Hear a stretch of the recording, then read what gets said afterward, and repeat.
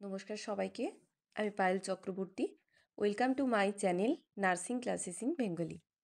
তো আজকে আমি যে বিষয়টা নিয়ে মূলত আলোচনা করব সেটা হচ্ছে নেক্সট যে CHO community health officer exam, interview এবং হোল যে প্রসেস সেটা কবে থেকে স্টার্ট হতে পারে বা কবে স্টার্ট হবে। তো সেটা শুরু হওয়ার আগে আমি যেটা বলবো আজকে সেটা হচ্ছে এখন যে বর্তমানে আমি নোটিশটা বার করেছি এটা তোমরা দেখতে পাচ্ছ 16/9/2025-এর একটি নোটিশ। এই নোটিশটি direct health and family welfare department থেকে বার করা হয়েছে। লেখা আছে Swasthya Bhavan premises sector 5 Salt Lake Bidhannagar Kolkata. তো এই নোটিশটা যে বিষয়টা নিয়ে মূলত সেটা হচ্ছে সিএইচওদের ট্রান্সফার নিয়ে। তো ব্যাপারটা হচ্ছে এখানে অনলাইন প্রভিশনাল ইন্টার ডিস্ট্রিক্ট ট্রান্সফারের জন্য আবেদন করতে বলা হয়েছে। তোমরা অনেকেই ভাবছো যে দিদি তোমাকে জিজ্ঞাসা করেছিলাম যে নেক্সট সিএইচও কবে বার হতে পারে বা কবে বার হবে, কিন্তু তুমি তো সিএইচওদের ট্রান্সফারের যে লাইন লিস্ট সেটা দেখাচ্ছ। তো যেটা মেন কথা বলবো যে ট্রান্সফার লিস্টের সাথে কানেক্টেড আছে নেক্সট সিএইচও সেকশনটা কবে হবে। তো এটার যে ট্রান্সফারের লিস্ট এটা হচ্ছে ইন্টার ডিস্ট্রিক্ট ট্রান্সফার, কারণ এখন যদি ইন্টার ডিস্ট্রিক্ট এবং ইন্টার ডিস্ট্রিক্ট দুটো ডিস্ট্রিক্ট একসাথে মানে চেঞ্জ হয়, যেমন ধরো ইন্টার ডিস্ট্রিক্ট ট্রান্সফার মানে যেসব সিএইচওরা অন্য ডিস্ট্রিক্টে আছেন তারা হচ্ছে নিজের ডিস্ট্রিক্টে আসতে পারবেন, কিন্তু ইন্টার মানে হচ্ছে যখন তুমি নিজের ডিস্ট্রিক্ট থেকে নিজের ডিস্ট্রিক্টেই কোনো জায়গায় যাবে, মানে নিজের ডিস্ট্রিক্টের একটা ব্লক থেকে অন্য ব্লকে কোনো জায়গায় যাবে। তো এখন যেটা বলার কথা সেটা হচ্ছে যে এই সিএইচও যে ট্রান্সফার সেটার সঙ্গে নতুন সিএইচওর রিলেশনটা কী। তো সবাইকেই বলবো একটা কথা যে এই ট্রান্সফারটা কিন্তু এমনি এমনি হচ্ছে না।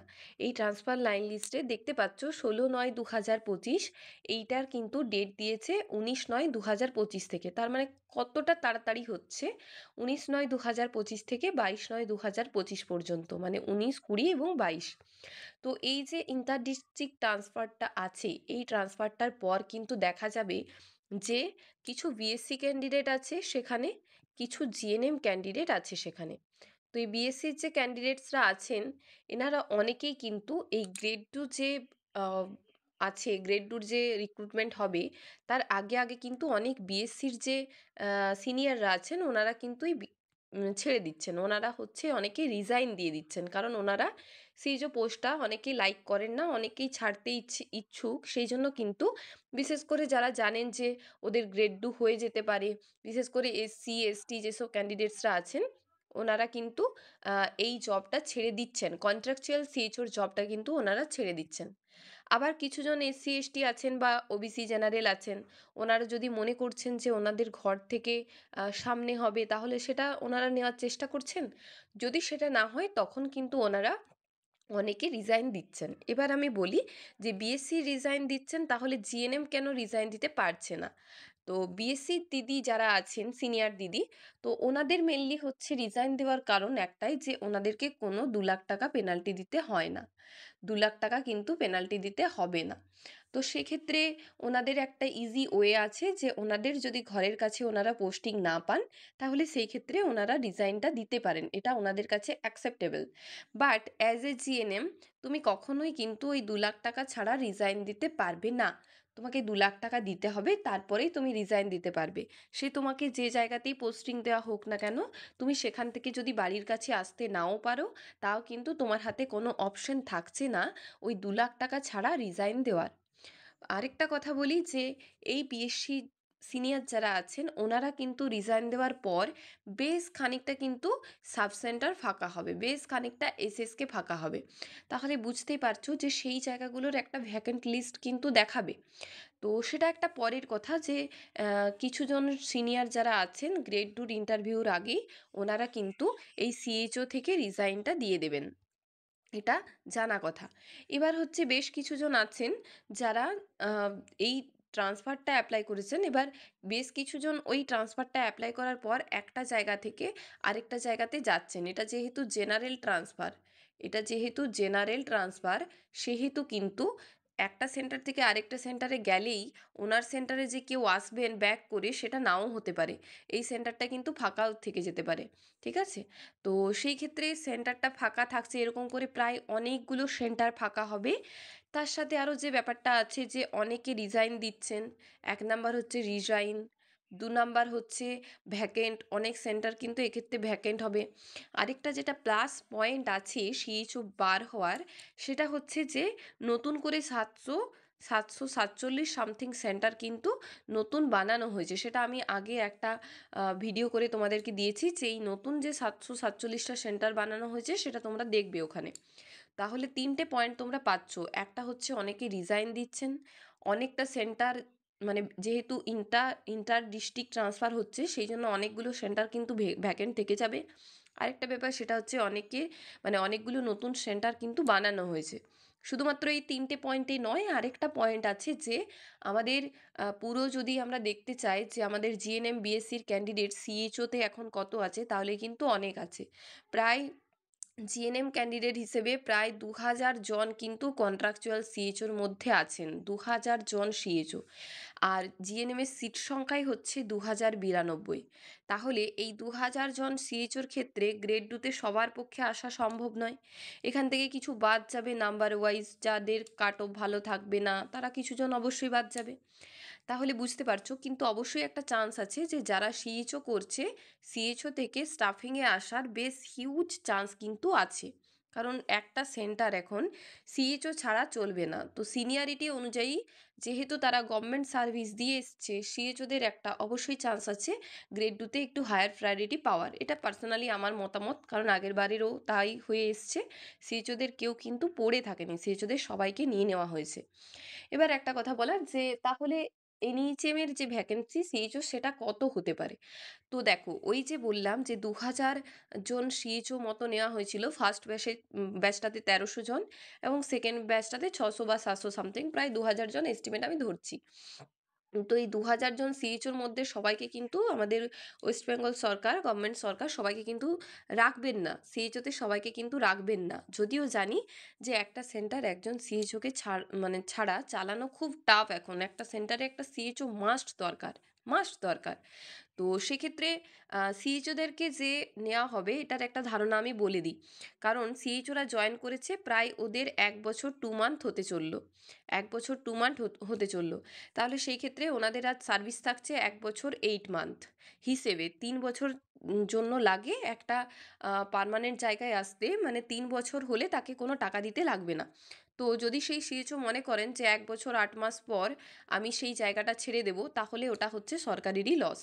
কারণটা আমি বলছি, কারণ ওনারা এত কষ্ট করে একজন সিএইচওকে ট্রেনিং দেওয়াচ্ছেন, তার সাথে হচ্ছে ট্রেনিং দেওয়ানোর পর একজন সিএইচও একটা সেন্টারের সমস্ত কিছু তার দায়িত্বে আছে, একটা ইউনাইটেড ফান্ড থেকে শুরু করে তার নামে সমস্ত অ্যাকাউন্ট থেকে শুরু করে তার নামে সমস্ত পোর্টাল থেকে শুরু করে, তাহলে সেই সিএইচও যদি আর 1 মাস 1 ইয়ার 8 মাস পর যদি ছেড়ে দেন, তাহলে তার সেন্টারের মানে সেই গভর্নমেন্টের পুরোটাই লস। তাহলে সেক্ষেত্রে যেহেতু সিএইচওরা গভর্নমেন্ট সার্ভিস দিয়ে আসছে, একটা হিউজ চান্স আছে এবছর যে সিএইচওদেরকে প্রায় বেশিরভাগ ম্যাক্সিমাম জনকে সিএইচওতে রেখে দেওয়ার।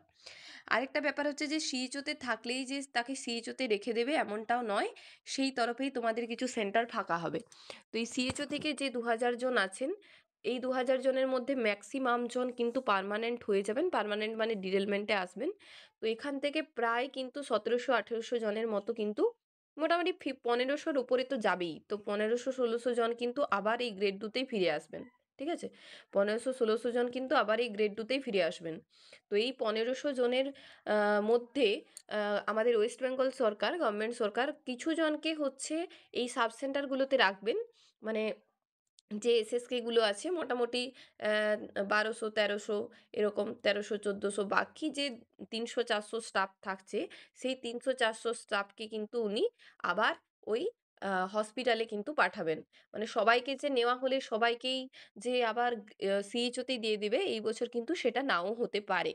সবাইকেই ম্যাক্সিমাম জনকে দেবে, সিএইচওতে দেবে না নয়, কিন্তু বেশ কিছু জনকে আবার হসপিটালে পাঠিয়ে দেবেন। তাহলে সেখান থেকে কিন্তু আরও 3 থেকে 400 সেন্টার ফাঁকা হবে। এরপর দেখা যাবে যে এই ৩ থেকে ৪০০ সেন্টার ফাঁকা হওয়ার পর, ফাঁকা তো হবেই সেটা ওনারাও জানেন। তো তার আগেই এই পুরো প্রসেসটা কমপ্লিট হতে, হতে আশা করি মানে গ্রেড ডির পুরো প্রসেস কমপ্লিট হতে, হতে জুন জুলাই পর্যন্ত লাগতে পারে। ইন্টারভিউটা সম্ভবত ডিসেম্বরের শেষ, জানুয়ারির ১ম দিকেই হওয়ার চান্স আছে। যেহেতু মে, জুন মাসের দিকে ভোটের একটা সম্ভাবনা আছে।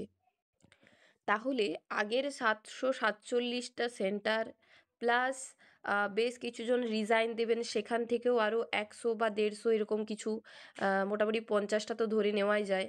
তাহলে ৭৪৭ প্লাস ৫০-৬০-এর মতো এমনিতেই তোমরা পাচ্ছ। তার সাথে যেসব সিএইচওরা যারা এখন কন্ট্রাকচুয়ালে আছে, পরে পার্মানেন্ট বা ডিরেলমেন্ট হবে, তাদেরকে আবার কিন্তু বেশ কিছুজনকে এই বছর হসপিটালে দেওয়া হবে, সাব সেন্টারে ফিরিয়ে আনা হবে না, যেটা আমার লজিক বলছে। তো সেক্ষেত্রে এখান থেকে যদি ধরে নেওয়া যায় আবার ৩-৪০০ মতো কিন্তু হতে পারে, ৩০০, ৪০০, ২০০ যাই হোক, কিন্তু বেশ কিছুটা হবে। তো টোটালটা মিলিয়ে যদি দেখা যায় প্রায় কিন্তু ১০০০, ১৫০০ জন, মানে ১০০০ থেকে ১৫০০-এর মধ্যে একটা সিএইচও ভ্যাকেন্সি কিন্তু বার হবে।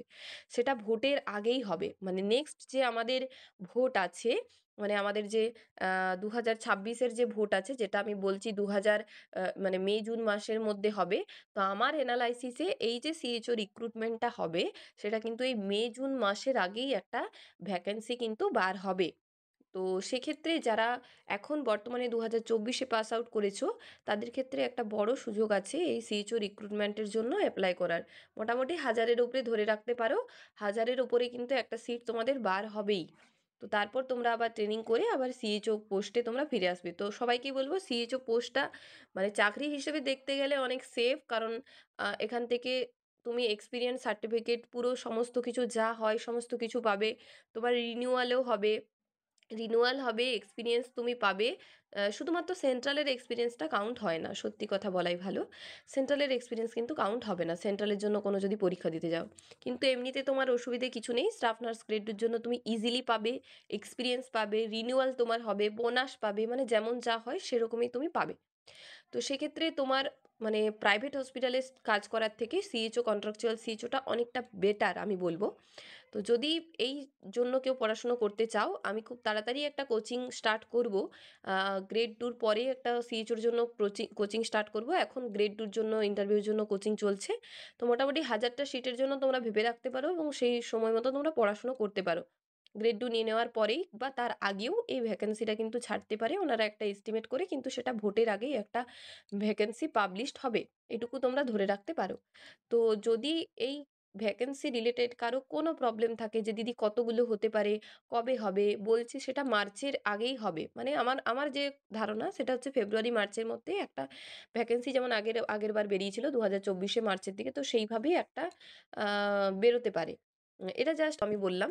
এবার যদি তোমাদের এগুলো বাদ দিয়েও আরও কোনো রকম কোনো কোশ্চেন থাকে, তাহলে তোমরা কমেন্ট বক্সে জানাবে, আমি অবশ্যই সেই কোশ্চেনগুলোতে মানে অ্যান্সার দেওয়ার চেষ্টা করব। আর সিএইচওর জন্য সবাই ভালো করে পড়ো, গ্রেড 2-র জন্য সবাই ভালো করে পড়ো। এমন তো নয় কিছু ভ্যাকেন্সি বেরোচ্ছে না, কিছু বেরোচ্ছে, তার মধ্যে এই বছর ক্যান্ডিডেট অনেক বেশি, যারা পাবে না তারা সিএইচও পাবে। তো চাপ নেওয়ার কিছু নেই। আস্তে আস্তে পরিস্থিতিটা আবার স্বাভাবিক অবস্থাতে আসছে। যাদের খুব টেনশন হচ্ছে তাদেরকে বলবো তোমরা মাথা ঠান্ডা করে যে যেখানে কাজ করছো সেখানে কাজ করো এবং পড়াশুনোটা চালিয়ে যাও, কারণ পড়াশুনো ছাড়া সব কিছুই অনেক টাফ। সিএইচওর জন্য এক্সাম দিতে হবে, ইন্টারভিউ দিতে হবে, অনেকটা লেন্দি প্রসেস আছে, অনেকটা সময় লেগে যায়।